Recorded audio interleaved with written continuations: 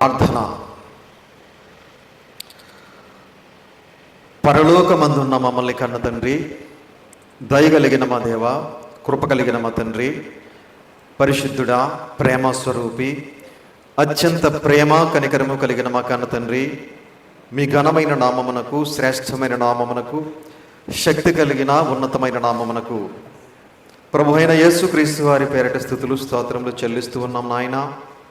తండ్రి, మరింతవరకు మమ్ములను మా కుటుంబాలను మీరెంతగానో కాచి కాపాడి సజీవులుగా ఉంచి మీ సన్నిధికి చేర్చి మిమ్మల్ని ఆత్మతోనూ సత్యముతోనూ ఆరాధించడానికి, ఆత్మలను రక్షించే శక్తి కలిగిన వాక్యమును వినడానికి, ఆ మాటల ప్రకారంగా మేమందరము బ్రతకటానికి, మీరిచ్చే పరలోక రాజ్యానికి చేరుకోవటానికి మీరు మాకిచ్చినటువంటి గొప్ప అవకాశమును బట్టి, ధన్యతను బట్టి క్రీస్తు వారి పేరిట స్తుతులు స్తోత్రములు చెల్లిస్తూ ఉన్నాము.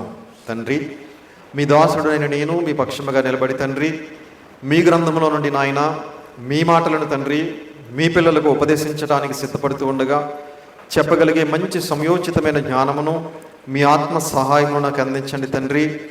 వినుచున్న మీ పిల్లలకు అర్థం చేసుకునే మనసును, గ్రహించే హృదయమును దయచేయండి నాయన. మీ మాటలు తండ్రి కేవలం విని విడిచిపెట్టేసే వారంగా ఉండకుండా, చదివి మర్చిపోయే వారంగా ఉండకుండా, విన్న మాటలను గ్రహించుకుని తండ్రి మా హృదయంలో భద్రపరుచుకున్న ఆయన, ఆ మాటలకు లోబడి మీకు భయపడి ఈ లోకంలో ఎంతకాలం అయితే మేము బ్రతకాలని మీ గ్రంథంలో రాసుకున్నారో అంతకాలము కూడా తండ్రి వాక్యానుసారముగా, ఆత్మానుసారముగా, పరిశుద్ధముగా, పవిత్రముగా, యథార్థవంతులుగా, నీతిమంతులుగా జీవించి మీరిచ్చే పరలోక రాజ్యానికి మేమందరము చేరుకోవటానికి సహాయం చేయమని, ఈ ఆరాధనా కార్యక్రమం అంతటి ద్వారా సమస్త మహిమ, ఘనత, ప్రభావములు మీరు మాత్రమే పొందుకోమని, విత్తపడుచున్న వాక్యాన్ని దుష్టుడు చెత్తుకొని పోకుండా మా అందరి హృదయములలో 30దంతులుగా, 60దంతులుగా, 100అంతలుగా ఫలింపచేయమని దయచేసి ఈ చిన్న ప్రార్థన మీ పాద సన్నిధికి చేర్చుకుని తగిన సహాయమును, సహకారమును, సమాధానమును మాకందరికీ అందించమని మీ ప్రియకుమారుడు, మా ప్రియరక్షకుడైన యేసుక్రీస్తు ప్రభుల వారి అతి శ్రేష్టమైన, ఉన్నతమైన, శక్తి కలిగిన నామమును బట్టి చిన్న ప్రార్థన అడిగి వేడుకొంచున్నాము తండ్రి. ఆమేన్. కూడి వచ్చినటువంటి సహోదరి సహోదరులందరికీ కూడా మన ప్రభువును రక్షకుడైన యేసుక్రీస్తు వారి పేరిట హృదయపూర్వకమైన వందనములు తెలియజేస్తున్నాను. అంత క్షేమంగా ఉన్నారు కదండి? సంతోషం. ఈరోజు ఒక మంచి పాఠాన్ని మనం నేర్చుకుందాం. ఈరోజు మనం నేర్చుకోబోయే పాఠం పేరు అంతఃపురంలో నేర్చుకున్నది ఏమిటి, అరణ్యంలో నేర్చుకున్నది ఏమిటి. అంతఃపురంలో నేర్చుకున్నది ఏమిటి, అరణ్యంలో నేర్చుకున్నది ఏమిటి అనే పాఠాన్ని ఈరోజు మనం నేర్చుకుందాం. ప్రియమైన దేవుని పిల్లలరా, అంతఃపురము అనగా రాజులు, రాణులు నివసించే కోట. అంతేనండి? అంతఃపురం అనగా రాజులు, రాణులు నివసించే కోట. సామాన్యులు ఎవరూ కూడా అక్కడికి వెళ్ళే పరిస్థితి ఉండదు. అక్కడ ఏముంటుంది అని మనం ఆలోచించగలిగితే కోటలో సర్వ సుఖాలు ఉంటాయి. రాజుల కోటలు ఏముంటాయండి? దేశాన్ని పరిపాలించే రాజుల కోటల్లో ఏముంటాయంటే సర్వ సుఖాలు ఉంటాయి, భోగ భాగ్యాలు ఉంటాయి, గౌరవ మర్యాదలు ఉంటాయి, సుఖ సంతోషాలు ఉంటాయి. అక్కడ ఏ విధమైన ఇబ్బందులు, కష్టాలు, శ్రమలు ఇలాంటివి ఏమి కూడా అక్కడ ఉండవు. అక్కడ అన్ని సంతోషాలే, అక్కడ అన్ని సుఖాలే ఉంటాయి. మరి అరణ్యంలో ఏముంటాయి ఏమండి? అరణ్యంలో భోగభాగ్యాలు ఉండవు, సుఖ సంతోషాలు ఉండవు, గౌరవ మర్యాదలు ఉండవు, సర్వసుఖాలు ఉండవు. అరణ్యంలో అన్ని శ్రమలు ఉంటాయి, అన్ని ఇబ్బందులు ఉంటాయి, అన్ని కష్టాలు ఉంటాయి, అన్ని వేదనలు, బాధలు ఉంటాయి. అయితే మోషే గారు అరణ్యంలో ఉండకుండా అంతఃపురంలో ఉన్నప్పుడు ఏమి నేర్చుకున్నారో ఒకసారి మనం బైబిల్ గ్రంథంలోకి వెళ్ళి చూడగలిగితే అపొస్తలుల కార్యములు 7వ అధ్యాయం. మోషే గారు అంతఃపురంలో ఉన్నప్పుడు ఏమి నేర్చుకున్నారు అనేది ఒకసారి మనం బైబిల్ గ్రంథంలోకి వెళ్ళి చూడగలిగితే అపొస్తలుల కార్యములు 7వ అధ్యాయం. దయచేసి మీ చేతిలో ఉన్న పరిశుద్ధ గ్రంథాన్ని అందరూ కూడా తెరిచి చూడాలని ప్రేమపూర్వకంగా తెలియజేస్తున్నాను. అపొస్తలుల కార్యములు 7వ అధ్యాయం 22, 23 వచనాలు జాగ్రత్తగా చూడండి ప్రియులారా. మోషే ఐగుప్తీయుల సకల విద్యలను అభ్యసించి, మోషే ఐగుప్తీయుల సకల విద్యలను అభ్యసించి మాటల యందును కార్యముల యందును ప్రవీణుడై ఉండెను. అతనికి 40 ఏండ్లు నిండ వచ్చినప్పుడు ఇశ్రాయేలీలైన తన సహోదరులను చూడవలెనన్న బుద్ధి పుట్టెను. చాలండి. మోషే గారు అంతఃపురంలో ఎన్ని సంవత్సరాలు ఉన్నారు అమ్మ? ఎన్ని సంవత్సరాలు ఉన్నారు? ఎన్ని సంవత్సరాలు పెరిగారు ఆయన? 40 సంవత్సరాలు. అవునా? ఎవరు పెంచుకున్నారు ఆయన్ని? ఫరో కుమార్తె పెంచుకుంది. మీ అందరికీ తెలుసు కదా. ఏటిలో నుంచి తీసి ఈ కుమారుడు బహు సుందరుడిగా ఉన్నాడు అని చెప్పి తన కోసం పెంచుకున్నది ఆవిడ. కోటలో, రాజుగారి కోటలో ఎన్ని సంవత్సరాలు ఉన్నాడు అంటే 40 సంవత్సరాల పాటు పెరిగాడు ఆయన.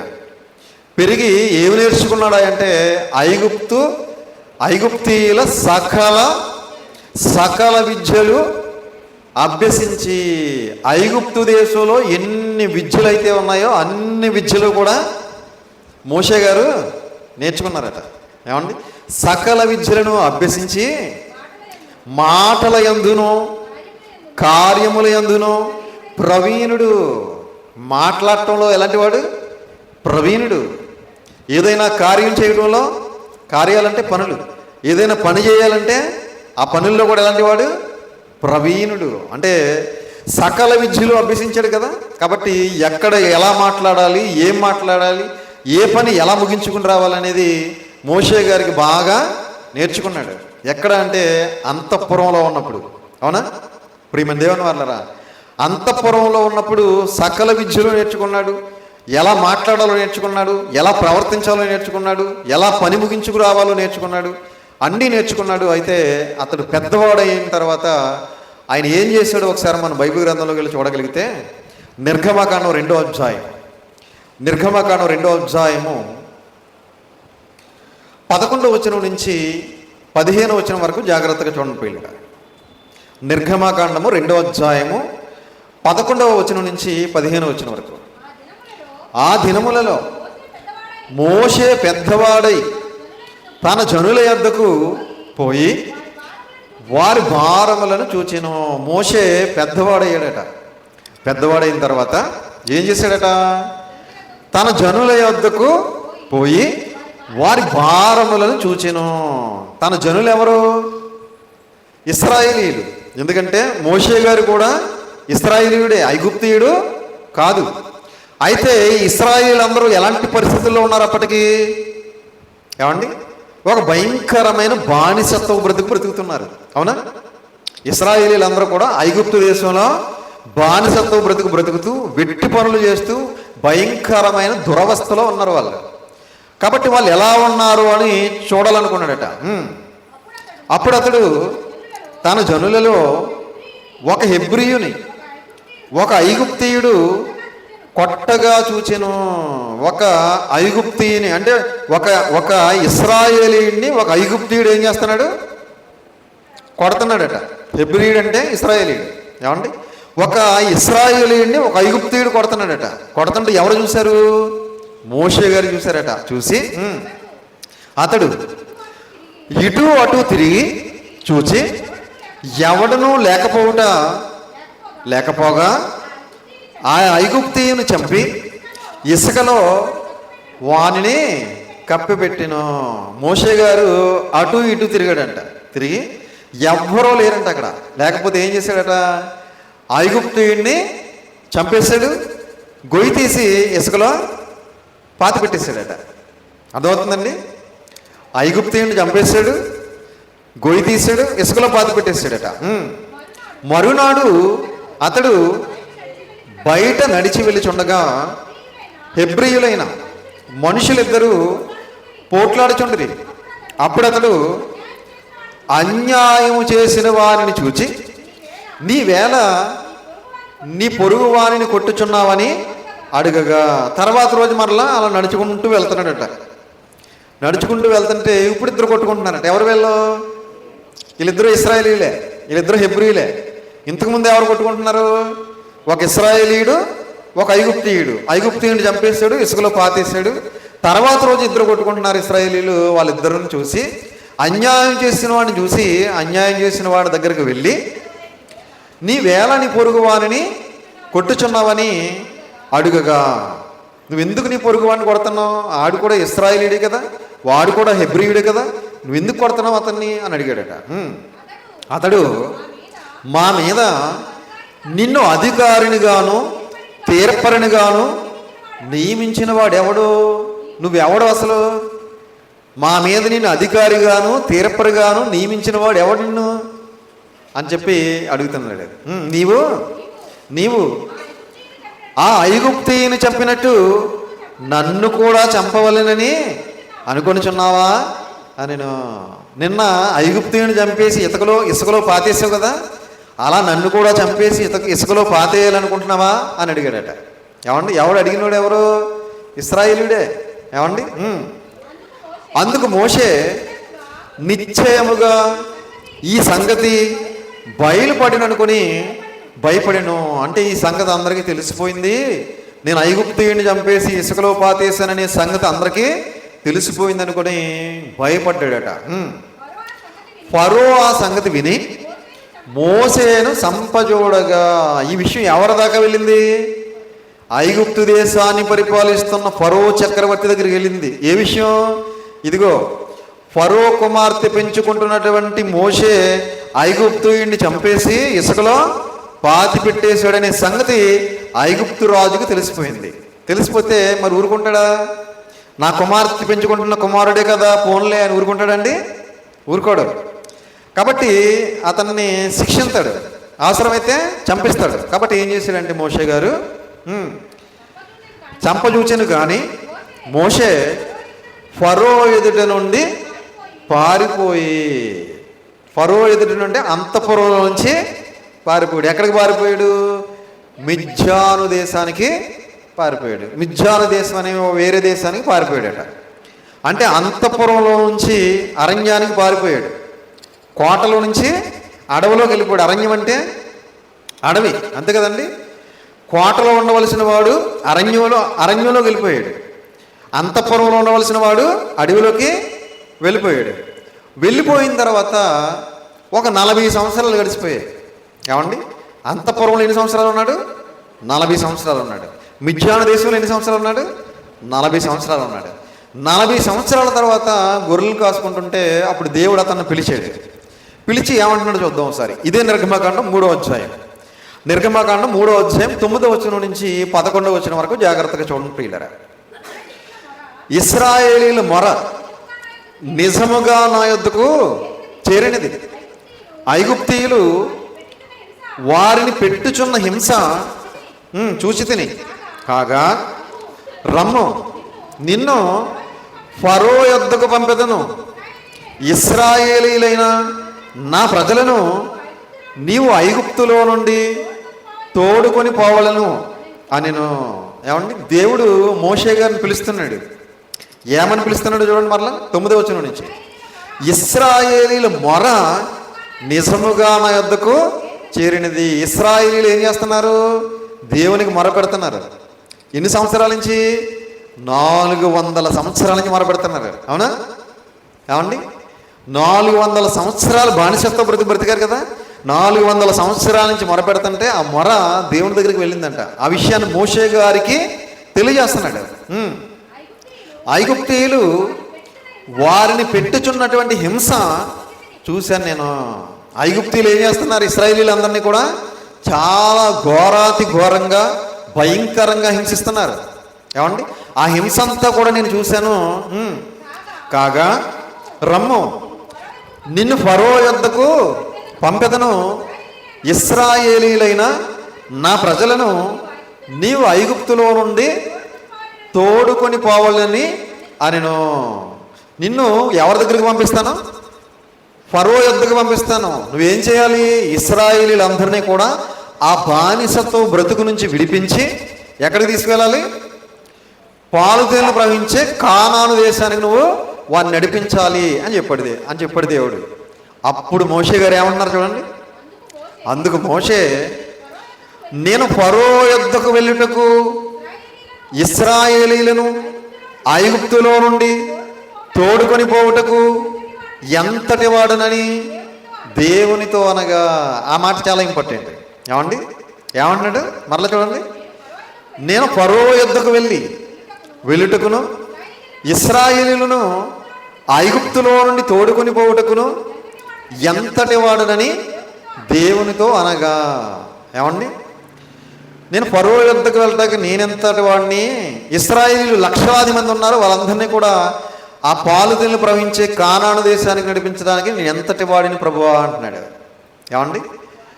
అరణ్యంలో ఉన్నాడు కాబట్టి నేను ఎంతటి వాడిని ప్రభువా అంటున్నాడు. అదే అంతఃపురంలో ఉండుంటే, నేను సకల విద్యలు అభ్యసించాను కాబట్టి, నేను మాటల యందు కార్యముల యందు ప్రవీణుడు కాబట్టి దేవుడు నన్ను సెలెక్ట్ చేసుకున్నాడు అనుకుందుడు. అవునా? అరణ్యంలో ఉన్నాడు కాబట్టి అణిగిమణిగుంటున్నాడు. అవునా? అంతఃపురంలో ఉన్నాడు కాబట్టి హత్య చేయడానికి కూడా వెనకాడలేదు. ఎందుకంటే అక్కడ ప్రవీణుడిగా ఉన్నాడు కనుక. ఇప్పుడు అడవిలోకి వచ్చేసాడు. అంతఃపురంలో నుంచి ఎక్కడికి వచ్చాడు?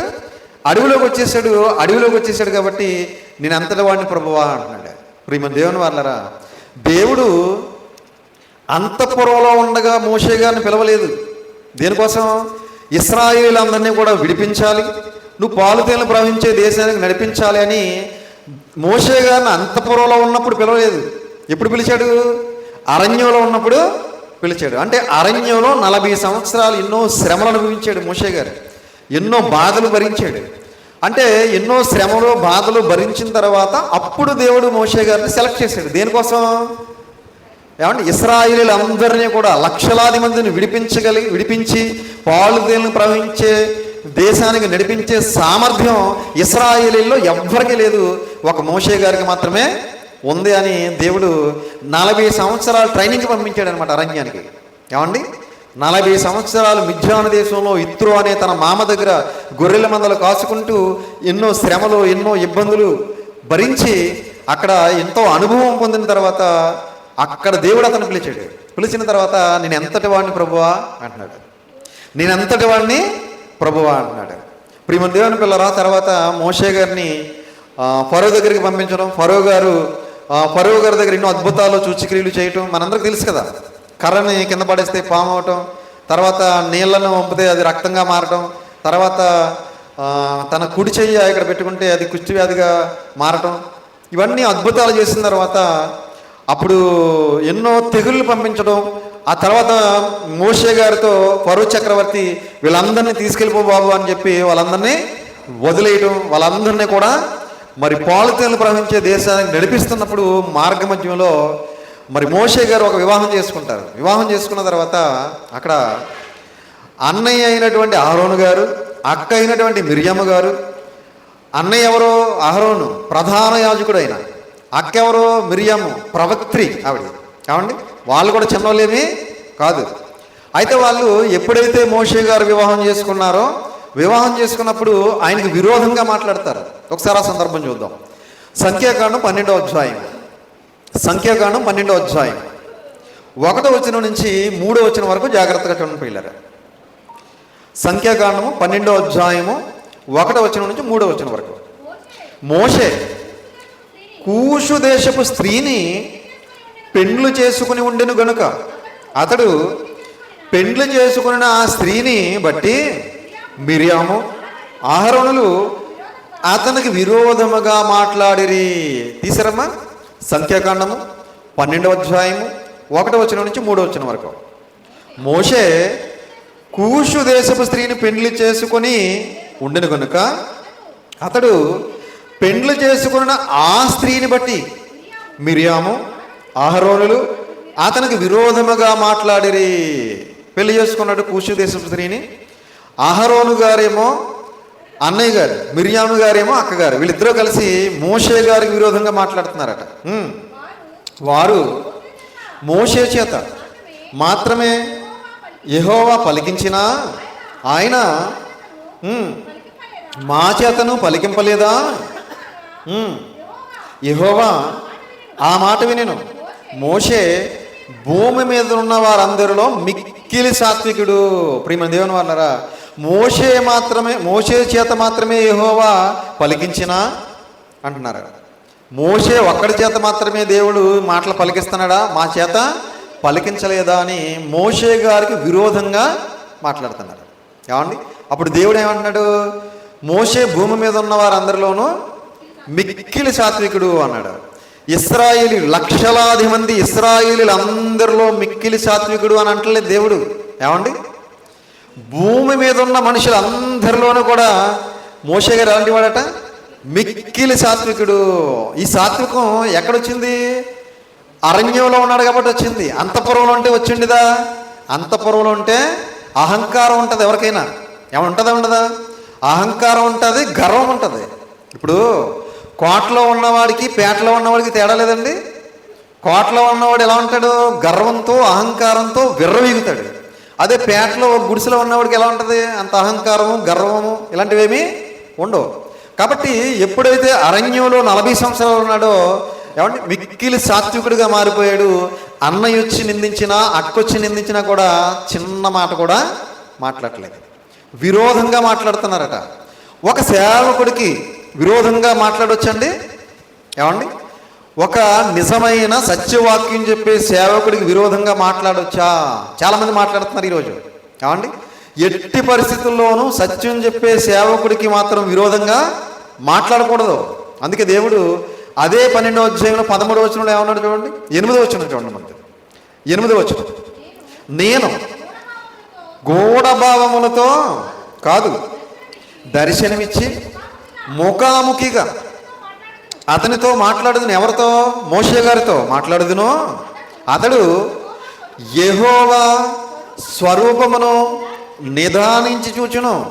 కాబట్టి నా సేవకుడైన మోషేకు విరోధముగా మాట్లాడుటకు మీరేలా భయపడలేదు?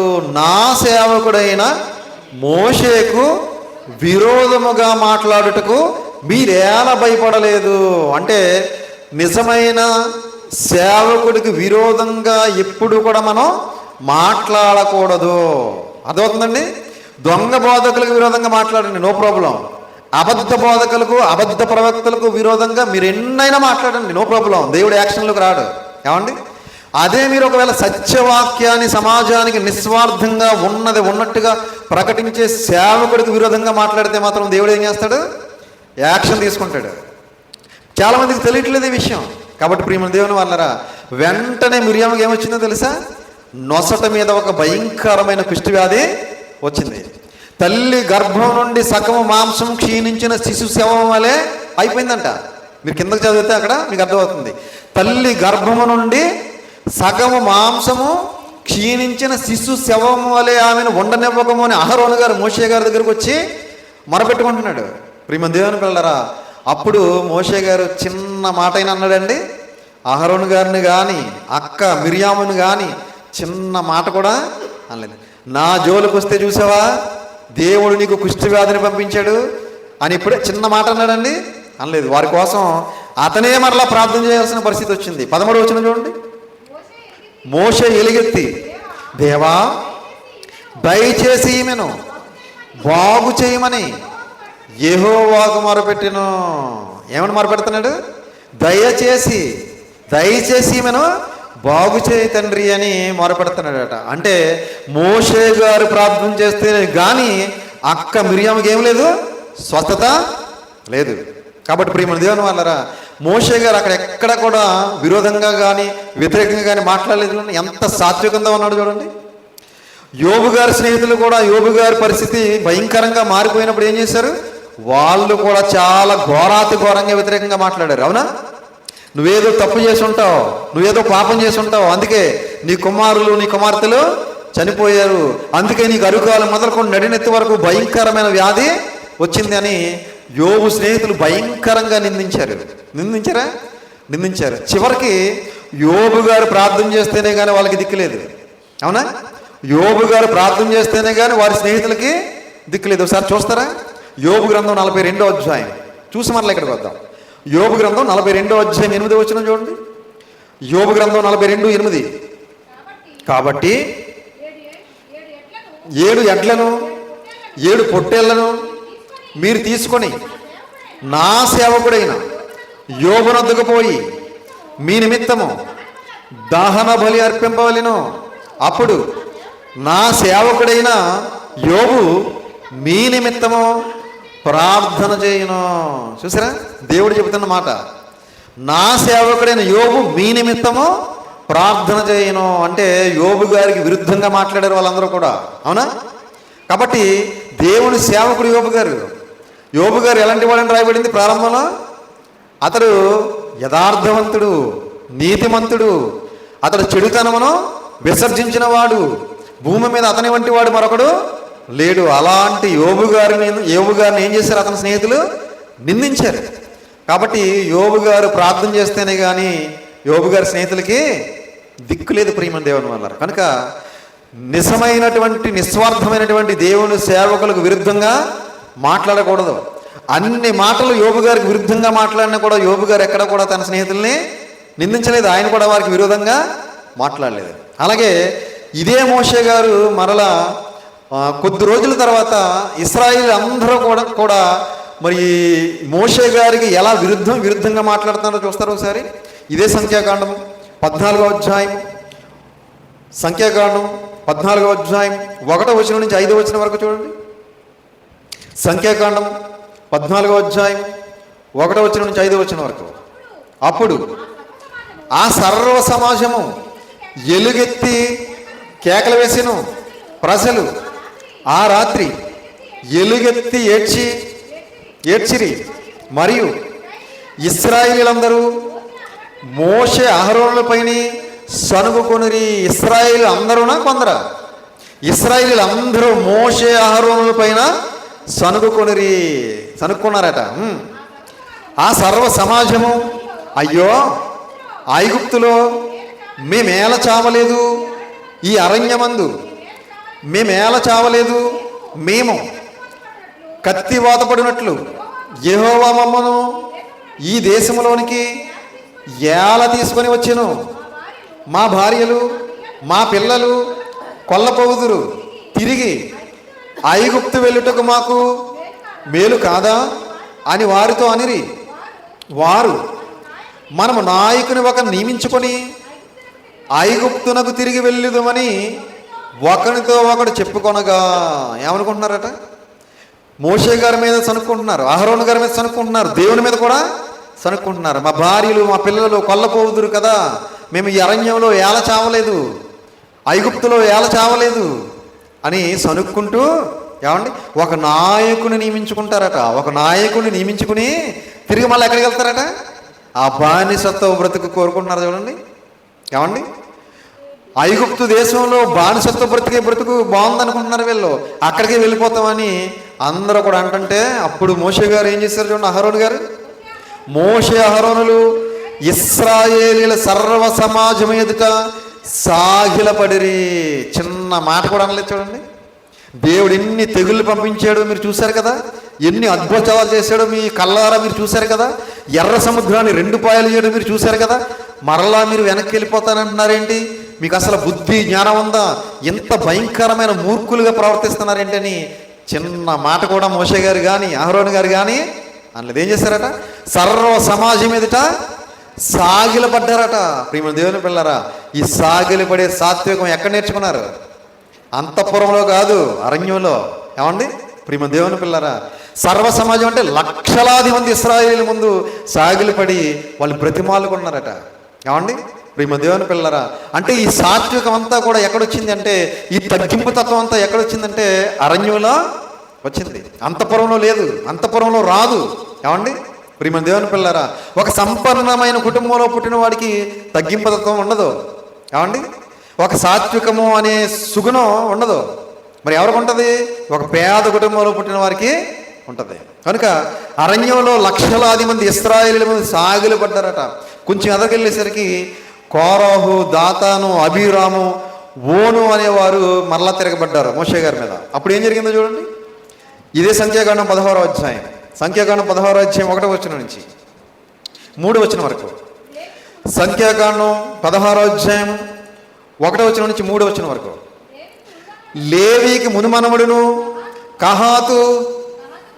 కహాతుకు మనమడును, కుమారుడునగు కోరహు, రూబేనీలలో ఏలియాబు కుమారులైన దాతాను, అబీరామును, పెలేతు కుమారుడైన ఓనును యోచించుకొని ఇశ్రాయేలీయులలో పేరు పొందిన సభికులను సమాజ ప్రధానులైన 250 మందితో మోషేకు ఎదురుగా లేచి మోషే అహరోనులకు విరోధముగా పోగుపడి, మీతో మాకిక పని లేదు, ఈ సర్వ సమాజంలోని ప్రతి వాడును పరిశుద్ధుడే, యెహోవా వారి మధ్య ఉన్నాడు, యెహోవా సంగము మీద మిమ్మును మీరేలా హెచ్చించుకొనిచున్నారనగా.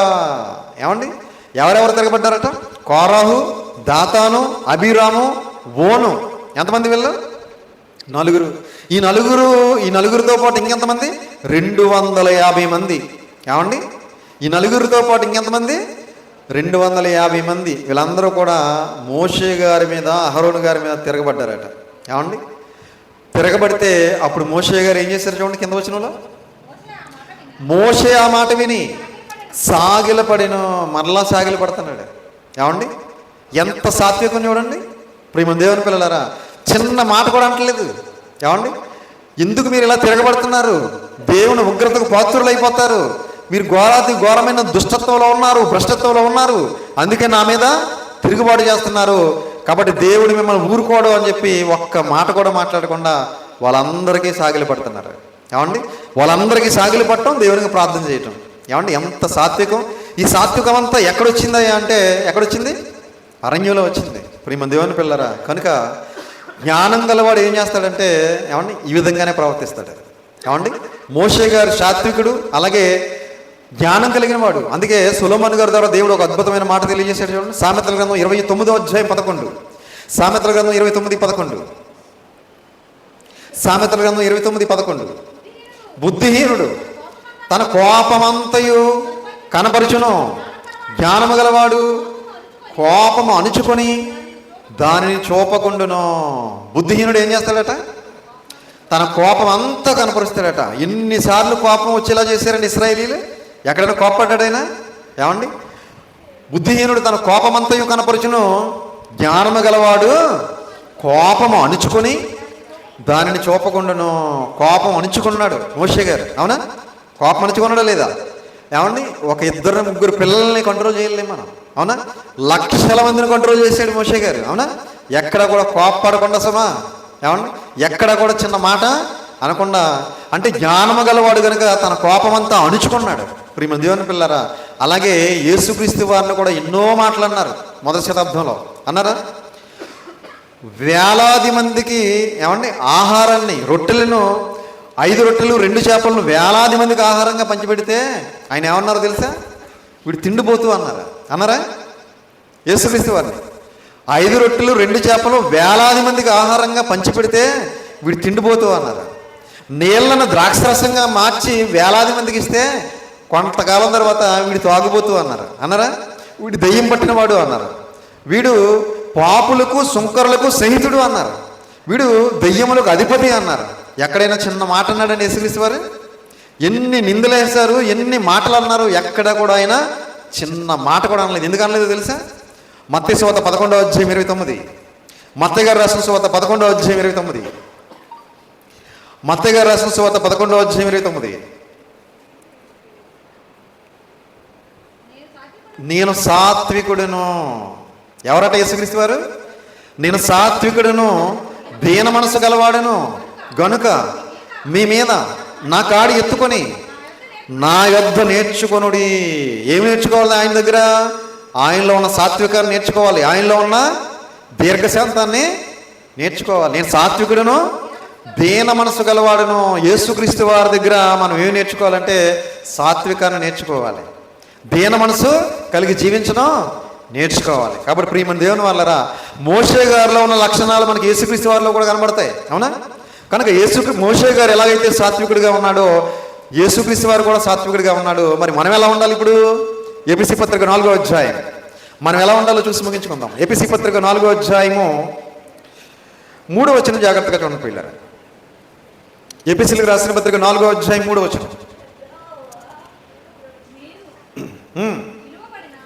మీరు పిలువబడిన పిలుపునకు తగినట్లుగా దీర్ఘశాంతముతో కూడిన సంపూర్ణ వినయముతోనూ సాత్వికముతోనూ నడుచుకొనవలెనని ప్రభువును బట్టి ఖైదీనైన నేను మిమ్మును బ్రతిమాలుకొనుచున్నాను. మనం ఎలా ఉండాలట? తీసారా? ఎపిసి పత్రిక 4వ అధ్యాయం 3వ వచనం ముగించేసుకుందాం. మీరు పిలువబడిన పిలుపునకు తగినట్లుగా దీర్ఘశాంతముతో కూడిన సంపూర్ణ వినయముతోనూ సాత్వికముతోనూ నడుచుకొనవలెనని ప్రభువును బట్టి ఖైదీనైన నేను మిమ్మల్ని బ్రతిమాలుకొనుచున్నాను. మనం సంపూర్ణమైన వినయముతోనూ సాత్వికంతోనూ నడుచుకోవాలి. మోషే గారు ఎలా నడుచుకున్నారు? సాత్వికంతో నడుచుకున్నారు. మనం ఎలా నడుచుకోవాలి? సాత్వికంతో నడుచుకోవాలి. యేసుక్రీస్తు వారు ఎలా నడుచుకున్నారు? సాత్వికంతో నడుచుకున్నారు. కాబట్టి ప్రియమైన దేవుని పిల్లరా, క్రీస్తు రక్తంతో కడగబడినటువంటి మనం, క్రైస్తవులమైనటువంటి మనం, క్రీస్తు రాజ్యంలో సభ్యులుగా చేరినటువంటి మనం సాత్వికంతో మనం కూడా నడుచుకోవాలి. కాబట్టి మనం ఎక్కడ ఉన్నాం ఇప్పుడు? సంఘంలో ఉన్నామా? సమాజంలో ఉన్నామా? సంఘంలో ఉన్నాం. మోషే గారు అంతఃపురంలో ఉన్నాడా? అరణ్యంలో ఉన్నాడా? అరణ్యంలో ఉన్నాడు. అరణ్యంలో ఉన్నాడు కాబట్టి సాత్వికంతో ఉన్నాడు. అంతఃపురంలో ఉంటే సాత్వికంతో ఉండేవాడు కాడు. కాబట్టి మనం సమాజంలో ఉంటే మనం ఎలా ఉంటాం? సాత్వికులుగా ఉండం. సంఘంలో ఉన్నాం కాబట్టి మనం ఎలా ఉండాలి? సాత్వికులుగా ఉండాలి. అందుకే తీతుకు రాసిన పత్రిక 3వ అధ్యాయం 1వ వచనం. తీతుకు రాసిన పత్రిక 3వ అధ్యాయం 1-2. అధిపతులకును అధికారులకును లోబడి విధేయులుగా ఉండవలెననియు ప్రతి సత్కార్యము చేయుటకును సిద్ధపడి ఉండవలెననియు మనుషులందరి ఎడల, కొందరి ఎడల కాదు, మనుషులందరి ఎడల సంపూర్ణమైన సాత్వికమును కనబరచుచు. సంపూర్ణమైన సాత్వికం కనబరచాలి. ఎవరి ఎడల? సంఘంలో ఉన్న వారి ఎడల మాత్రమే కాదు, మనుషులందరి ఎడల సంపూర్ణమైన సాత్వికము కనపరచుచు. అంటే మనలో ఏముండాలి? సాత్వికం. ఈరోజు సాత్వికం లేదు క్రైస్తవులకి. ఉందండి. సేవకులకి సాత్వికం లేదు, విశ్వాసులకి సాత్వికం లేకుండా బ్రతుకుతున్నారు మన దేవుని వాళ్ళు. కాబట్టి మనం అలాగా ఉండకూడదు. అందుకే యాకోబు రాసిన పత్రిక 3వ అధ్యాయం 13. యాకోబు రాసిన పత్రిక 3వ అధ్యాయం 13 ముగించేసుకుందాం. యాకోబు గారు రాసిన పత్రిక 3వ అధ్యాయం 13. మీలో జ్ఞాన వివేకములు గలవాడు ఎవడు? జ్ఞానము వివేకములు గలవాడు ఎవడు? వాడు జ్ఞానముతో కూడిన సాత్వికము గలవాడై తన యోగ్య ప్రవర్తన వలన తన క్రియలను కనబరచవలెను. మీలో జ్ఞాన వివేకములు గలవాడెవడు? వాడు జ్ఞానముతో కూడిన సాత్వికము గలవాడే. జ్ఞానం ఉంటే సరిపోదు. ఏముండాలి? జ్ఞానంతో పాటు సాత్వికం ఉండాలి. ఈరోజు చాలా మందికి జ్ఞానం ఉంది కానీ ఏం లేదు, సాత్వికం లేదు. కాబట్టి ప్రియమైన దేవుని పిల్లరా, మీలో జ్ఞాన వివేకములు గలవాడెవడు? వాడు జ్ఞానముతో కూడిన సాత్వికము గలవాడై తన యోగ్య ప్రవర్తన వలన తన క్రియలను కనపరచవలెను. కాబట్టి మనందరం కూడా సంపూర్ణమైన సాత్వికం కలిగి జీవించాలి. అలా జీవించాలని ప్రేమపూర్వకంగా తెలియజేస్తూ ఈ మాటలు ముగిస్తున్నాను. తలలు వంచండి, ప్రార్థన చేసుకుందాం. ప్రార్థన. పరలోకమందున్న మమ్మల్ని కన్న తండ్రి, దయ కలిగిన మా దేవ, కృప కలిగిన మా తండ్రి, మీ ఘనమైన నామమునకు, శ్రేష్టమైన నామమునకు ప్రభు అయిన యేసుక్రీస్తు వారి పేరిట స్తుతులు స్తోత్రములు చెల్లిస్తున్నామయ్యా తండ్రి. మరి ఇంతవరకు ఎన్నో విలువైన మాటలు, అమూల్యమైన మాటలు, శక్తి కలిగిన మాటలు మేమందరము నేర్చుకున్నాం తండ్రి. మేమందరము కూడా మోషే గారు ఎలాగైతే అరణ్యంలో సాత్వికంగా జీవించారో, యేసుక్రీస్తు వారు ఎలాగైతే ఈ లోకంలో సాత్వికంగా జీవించారో, అలాగే మేము కూడా సంపూర్ణమైన సాత్వికం కలిగి మనుషులందరి ఎడల జీవించడానికి సహాయం చేయమని, కృప చూపించమని, దయ చూపించమని, మీ కృపలో మమ్మల్ని అందరినీ భద్రపరిచి కాచి కాపాడమని దయచేసి చిన్న ప్రార్థన మీ పాద సన్నిధికి చేర్చుకుని తగిన సహాయమును, సహకారమును, సమాధానమును మాకు అందరికీ అందించమని మీ ప్రియకుమారుడు, మా ప్రియ రక్షకుడైన యేసుక్రీస్తు వారి పేరిట చిన్న ప్రార్థన అడిగి వేడుకొనుచున్నాము తండ్రి. ఆమెన్. అందరికీ వందనాలు.